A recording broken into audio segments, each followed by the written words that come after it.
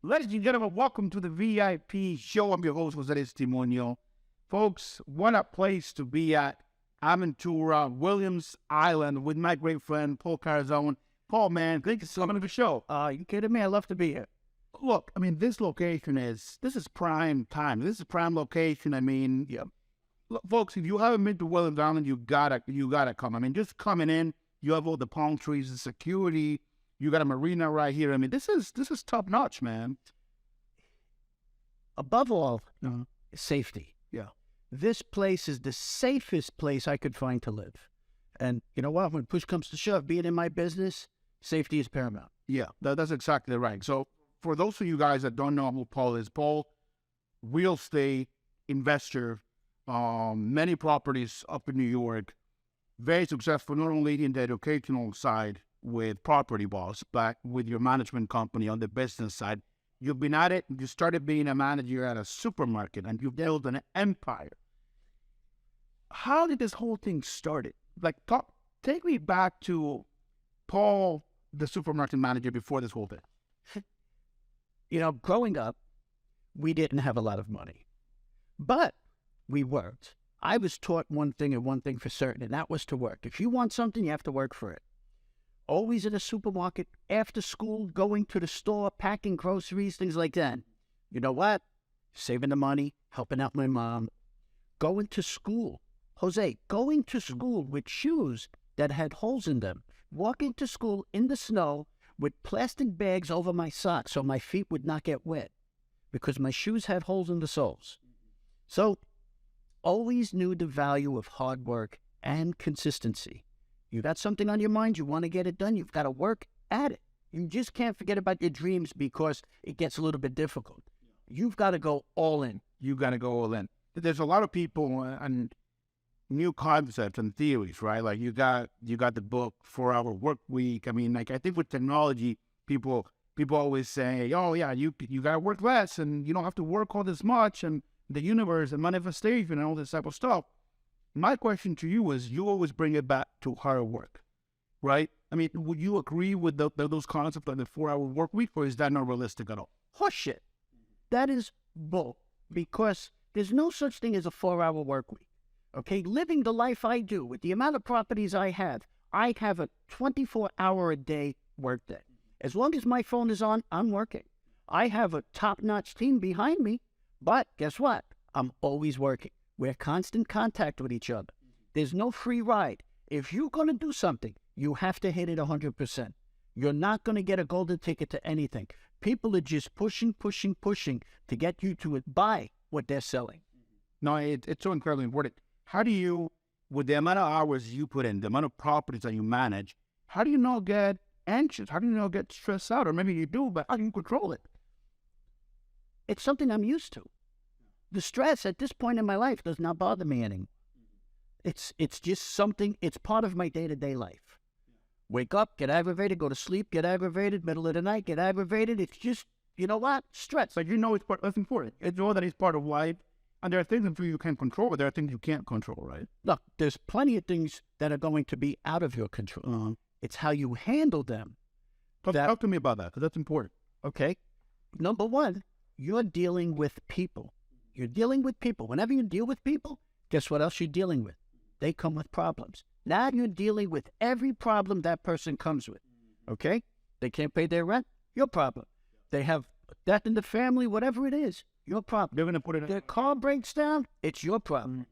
Snow too hard, it's your problem. They missed a day's work, it's your problem. Everything becomes your problem. You know what? They don't want to know when I have to make something their problem. In other words, if they can't pay the rent, that is my way of saying it's no longer my problem. Now it's your problem. And I put up with a bunch of stuff, but then there's a sheer responsibility, you know. That's right. And I've started reminding people a long time ago. Every week, every month, they come to you with a different story. We start saying this to them. Listen, you work for a living. Every week you go to work, your boss says to you, I can't pay you today. You're going to keep going back to work? 1 week, 2 week, 3 week, 4 weeks, before you know it, you haven't been paid in a month. You're going to keep going back or you're going to quit? You're going to quit. You're going to quit. That's right. Guess what I'm doing now? You keep telling me you can't pay me, I quit. Because at the end of the day, I depend on your money to pay me. I work for you. And if you depend on each other. That's right. They depend on you to live there. That's right. I provide a service for them, and they provide me an income for that service. And if they can't pay me, I quit. You're out. Yeah. No, it's interesting. I think that's the reality. One of the things that I love about Paul is that you speak the truth, brother. I mean, we've been friends for a long time, and you speak it how it is. I mean, I think that's why you've gotten, if you haven't followed Paul, you have to follow him in social media. I mean, some of his videos get hundreds of thousands of views. Yeah. Remind me, what's the username? _property boss. _property boss. We'll put it right here if you're watching this on YouTube, so you can take a follow. Talk to me a little bit. So part of this, have you ever had to raise capital at all? It's always been your money. It's always been my money. I mean, obviously, for me, raising capital is refining a piece of property. I refi a piece of property, I refi it, and then I use that money to buy another piece of property. Yeah. That is how I raise capital.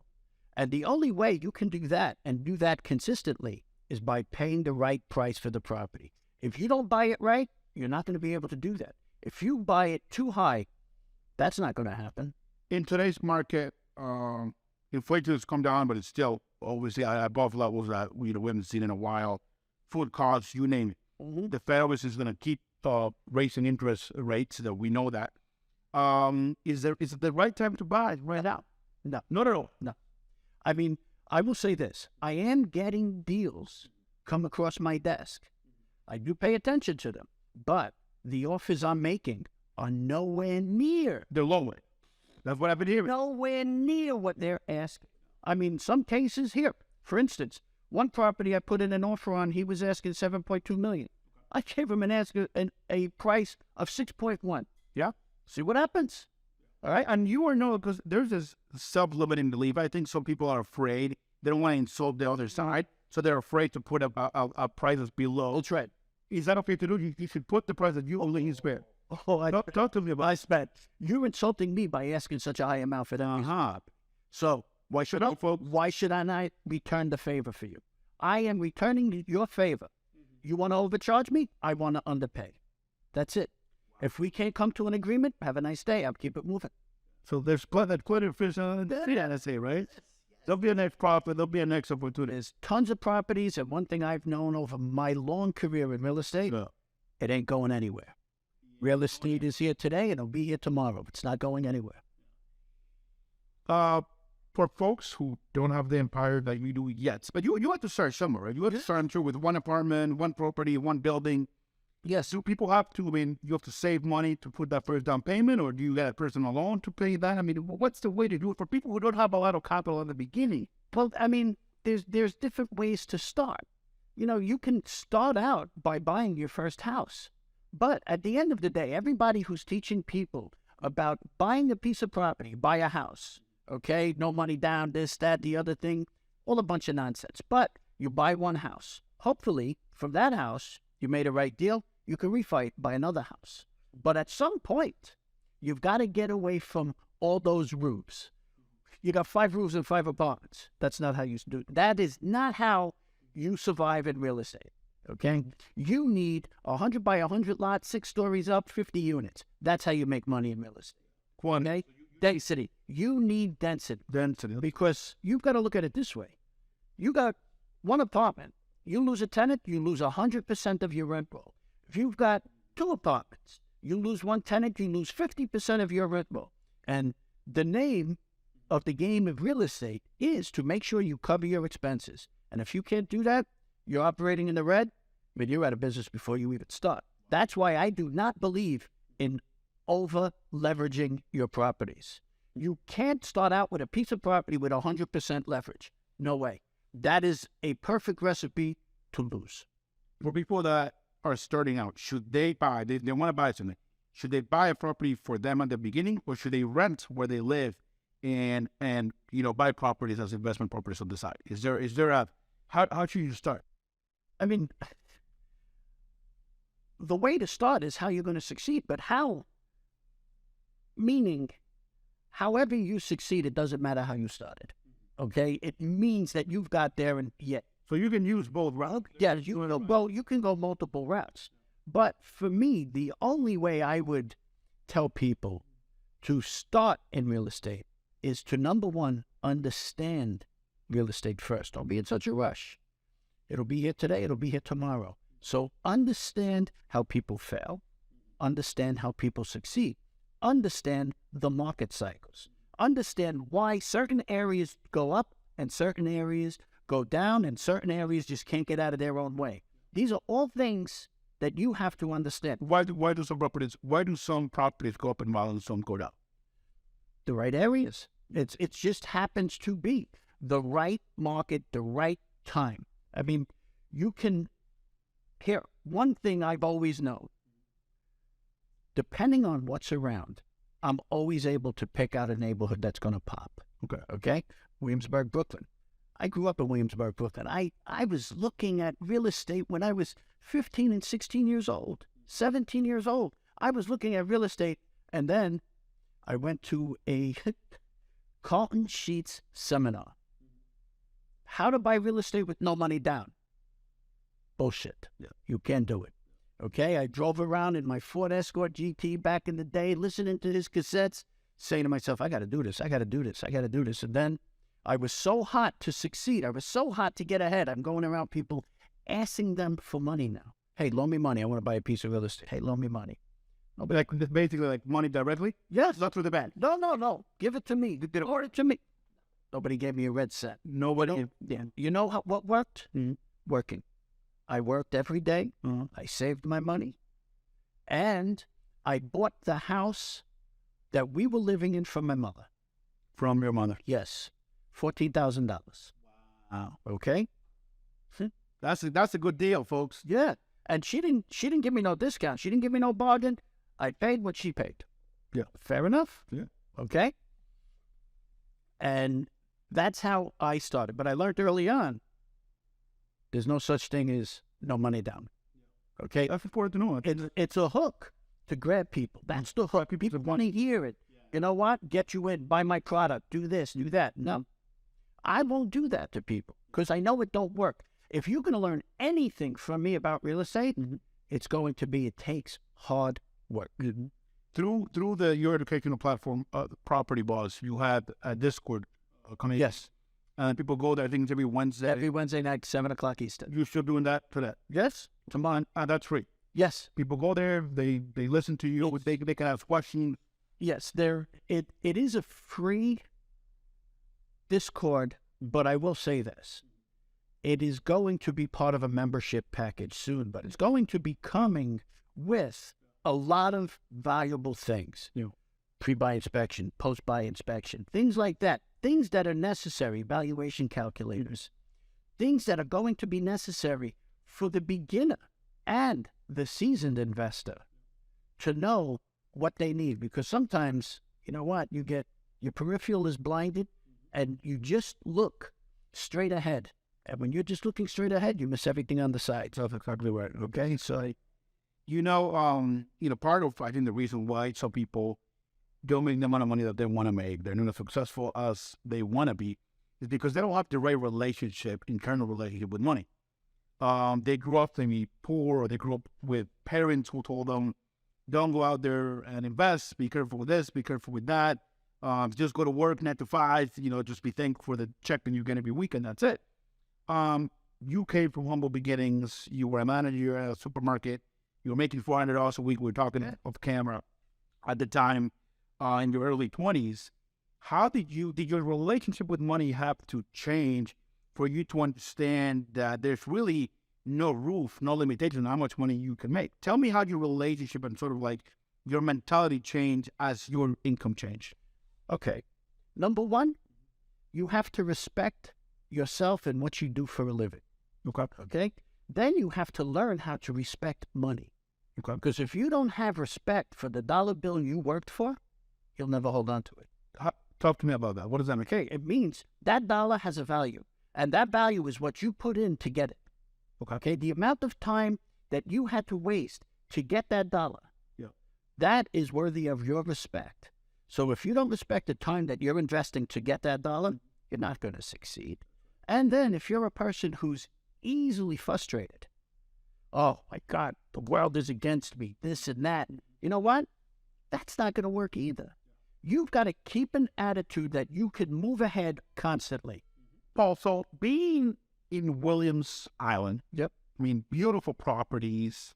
You right here, I mean, we're on the 25th floor. We are. Okay. We have views of water all over. You know, for people to visualize this and see this beauty, right? Like, some of these apartments, are they $1 million, $10 million? Give me an estimate of some of the price. You got properties on the island as much as $20 plus million. I mean, this is not your average low-level place to live. Yeah. You have made it. If you're here, you have succeeded in whatever you do. Is everything here 1 million and up, or can you find things? You can find, depending on the market. I mean, you could find a 500 square foot apartment for $700,000-800,000, but you know you're going to be on a low floor. You're certainly not going to have this view. You're not again. Yeah. You're going to be low. How big is this property right now? This apartment we're in is just about 5,000 square. 5,000 square foot. Yeah. You actually, for folks that don't know, you actually bought 2 units. This is 2 apartments converted. And you put them together. Yes. That's amazing. You lived in New York, between New York and Aventura, right? Why the change? Because most of your properties are in New York. All of my properties are in New York. Do you come to South Florida just for pleasure? Do you come to South Florida because of the weather? What? Why the 2 places? Because I can is the short answer. Because I can. Listen up, folks. Make money because I can. Because I can is the short answer to that question. But also, you need a break from the day-to-day nonsense. And doing what I do for a living affords me that break. Because you're operating out of here. I am operating right now out of here. Okay? However, now I am going to be moving my management company and putting in another leg to that company in South Florida. In South Florida. Yes. I mean, originally, Carassone Properties, my company, is New York, New Jersey, Connecticut, Massachusetts, Rhode Island. I mean, we have a pretty good coverage up north. But now I think it's time to have Carassone South. That's right. And that I'm going to bring down here to the Florida area. And then, you know what, if I want to go up into Georgia, I can do that as well. That's right. You know, it's about growth, and time is coming. Yeah, and Florida's a great location. I mean, you're very close to the Bahamas. Yeah. You're close to the Caribbean. I mean, you name it. I mean, I think Latin America, right? I mean, it's rich to Latin America. You have a lot of cool things that you can do. Talk to me a lot about, you have a book that's coming out this year. I'm excited to read that. Rumor has it that you might go on tour and you know, talk to people across the country about the book. Tell me a little bit about the book without giving too much away. Okay, the book's name is You Should Have Listened. Okay? And you can take that however you want. You should have listened to me. Yeah. You should have listened to the market. You should have listened to the cycles. You should have listened to where you are in the cycle. You should have listened to the economy. Most of all, since I'm all about real estate, you should have listened to your investment. You should have listened to the real estate that you're buying or own. Because every day, it's telling you something, and you have to listen to it. If you want to let it fall on a deaf ear, then shame on you. But if you want to pay attention, you want to listen to it, then you'll succeed. Yeah, so incredibly important. Talking about your business routine for people who want to get into real estate, they want to become successful real estate investors. Okay. What is a day in the life of Paul Carassone? Okay, so for instance, every day, if I'm down here in Florida, every day I start my morning at about 8 a.m. speaking with my assistant. Hey, Kim, what do I need to know? Because things happen overnight. Yeah. I need to know what took place overnight. On a regular day when I'm back in New York, you're always preparing. In real estate, you better be prepared for things that are coming, the times, the seasons, because there's a time and a season for everything. Winter In the fall, you have to prepare for the winter. In the summer, you have to prepare for the for the fall. Now we're coming. That can go wrong. Well, not only that. Now we're coming into springtime. Okay, springtime, you have to prepare your properties for the summer. Okay, you have to start preparing your property for landscaping, things of that nature. Any of the jobs that you've been putting off, meaning maybe it's roofing, maybe it's cement work, maybe it's doing blacktop somewhere. These are things that you have put off that you couldn't do in the winter. Now you need to prepare for in the spring so you can do them in the summer. Time waits for nobody. We're going to have to stay ahead of it. Folks, listen up. Time wait for nobody. I mean, I think that's incredible. Sometimes opportunities don't come out every day. You know, you did say obviously real estate is here always, right? It'll always be here. So maybe with real estate, there's an exception to the rule that you have to maybe be patient and not be in such a rush. I think with everything else in life, sometimes you got, make those tough choices. Right. I mean, when it comes to real estate, you have to be patient. Don't rush, because if you're going to rush into a deal, you're going to miss something. Miss something in that deal and make a bad decision.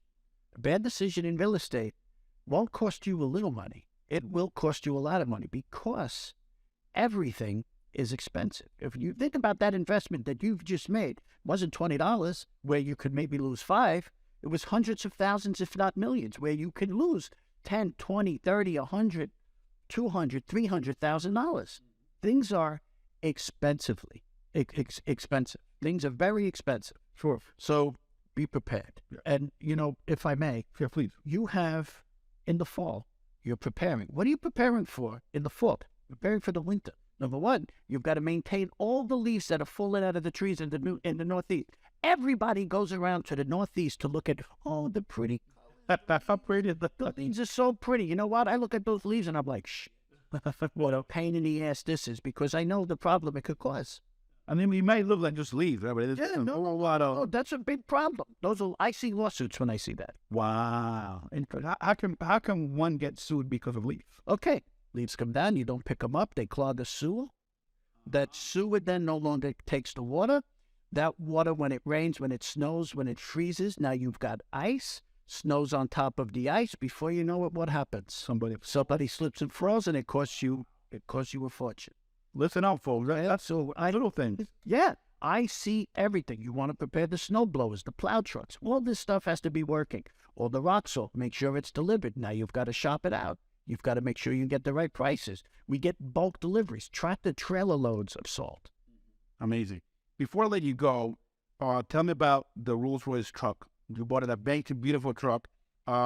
There's a video on your social media that I invite people to take a look at, where you go by it and you have this reaction, right, when the Rolls is unveiled, the NCO unveiled. Talk to me about that video, and talk to me about what does it mean you getting that truck. I mean, is there some meaning behind it? You just bought it because for fun, or was it sort of like you attaining sort of like a milestone? It was a milestone. It was an accomplishment. It was a culmination of my work. Okay, I worked hard. I set goals for myself. Maybe the goals weren't to buy a Rolls Royce, but this was definitely something I looked at through my life and said, wow, hopefully one day I can own this. Maybe one day I can own a Ferrari, a Lamborghini, stuff like that. But at the top of my list was that Rolls Royce. Yeah. Okay? How does it feel? How does it feel driving that truck? Amazing. It's like a yacht. Wow. It's like a yacht. But every single time I get in that truck, I'm humbled. And I still can't believe, holy shit, I'm driving in a Rolls Royce. Yeah. I'll tell you a funny story. I remember going to a wake and seeing my 6th grade teacher.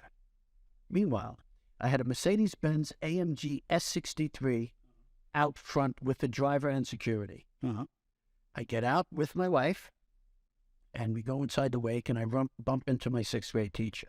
And she says, oh, my God, Paul, how are you? It's so good to see you, and blah, blah, blah, giving me the whole yin-yang. She said to me, Paul, what did you ever wind up doing? She says, we all used to laugh at you. I said, you used to laugh at me? No. She says, yeah, because you always wrote in caps. The way you would write was we would laugh. As teachers, we would be like, wow, this poor kid. Were you surprised of the tutorial? I was surprised that she told me that because I couldn't believe. Yeah. Wow, is this what you guys are talking about when the students are in there? Oh, well, come outside. Let me show you something. Because this is where I've got. And the second I walk out the door, my security gets out of the car, my driver gets out of the car. I said, this is my car. I said, I've done pretty well. I said, don't ever judge a book by its cover, and don't ever judge somebody too soon. Wow, what she shocked? Was she surprised? She damn right she was shocked.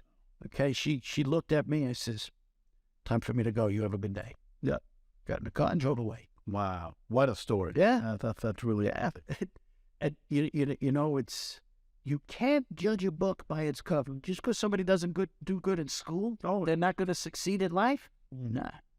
That is not a measure of somebody's abilities. No way, no how. Yeah. If you want it, you get it. If you want it, you get it. Thank you so much, Paul Carassone, for coming on the VIP show. So Thank you very much. we appreciate it. Congratulations to you with all the success. Thank you. And we look forward to continuing the conversation and keeping up with everything you're doing.